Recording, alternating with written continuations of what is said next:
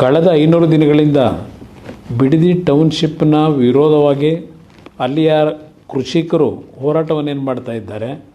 ಆ ಕೃಷಿಕರ ಹೋರಾಟದಲ್ಲಿ ಆ ಸ್ಥಳದ ಮಹಿಳೆಯರು ಹಲವಾರು ಹಿರಿಯರ ಒಂದು ಹೋರಾಟಕ್ಕೆ ನಿರಂತರವಾದಂಥ ಬೆಂಬಲವನ್ನು ಶಾಂತಿಯುತವಾಗಿ ನೀಡ್ತಾ ಇರತಕ್ಕಂಥದ್ದೇನಿದೆ. ಇವತ್ತು ಏಕಾಏಕಿ ಸರ್ಕಾರದ ಅಧಿಕಾರಿಗಳು ಅಲ್ಲಿ ಸರ್ವೆ ಮಾಡಲಿಕ್ಕೆ ಬಂದಾಗ ಅಹಿತಕರ ಘಟನೆಗಳು ಏನು ನಡೆದಿರ್ತಕ್ಕಂಥದ್ದಕ್ಕೆ ಇವತ್ತು ಸರ್ಕಾರದ ಚಿಂತಾವಣೆಯೇ ಏನಿದೆ.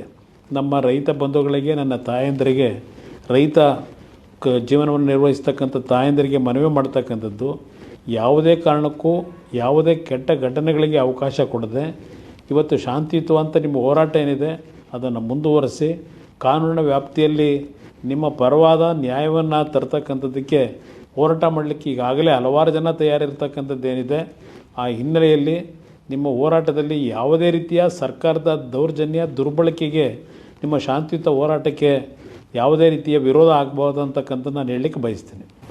ನಾನು ಈ ಸಂದರ್ಭದಲ್ಲಿ ಪೊಲೀಸ್ ಇಲಾಖೆಯ ಅಧಿಕಾರಿಗಳಿಗೆ ಒಂದು ಎಚ್ಚರಿಕೆಯನ್ನು ಕೊಡ್ತಾ ಇದ್ದೇನೆ.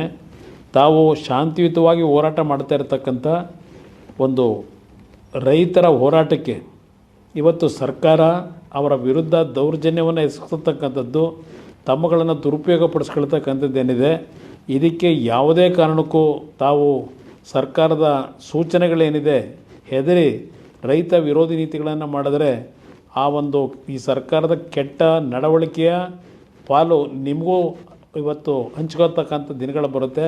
ಅದರಿಂದ ಎಚ್ಚರಿಕೆಯಿಂದ ಇರಿ ಅಂತಕ್ಕಂಥದ್ದನ್ನು ಪೊಲೀಸ್ ಇಲಾಖೆ ಅಧಿಕಾರಿಗಳಿಗೆ ಹೇಳಲಿಕ್ಕೆ ಬಯಸ್ತಾ ಇದ್ದೇನೆ. ಯಾವುದೇ ಸುದ್ದಿಯ ಅಪ್ಡೇಟ್ ಅನ್ನ ಮಿಸ್ ಮಾಡ್ಕೊಳ್ಬಾರ್ದು ಅಂದ್ರೆ ಈಗ್ಲೇ ಒನ್ ಇಂಡಿಯಾವನ್ನ ಸಬ್ಸ್ಕ್ರೈಬ್ ಮಾಡಿ. ನಿಮಗೆ ಬೇಕಾದ ಭಾಷೆಯಲ್ಲಿ ಎಲ್ಲಾ ಸುದ್ದಿ ತಿಳಿಬೇಕು ಅಂದ್ರೆ ಒನ್ ಇಂಡಿಯಾ ಆಪ್ ಅನ್ನ ಡೌನ್ಲೋಡ್ ಮಾಡ್ಕೊಳ್ಳಿ.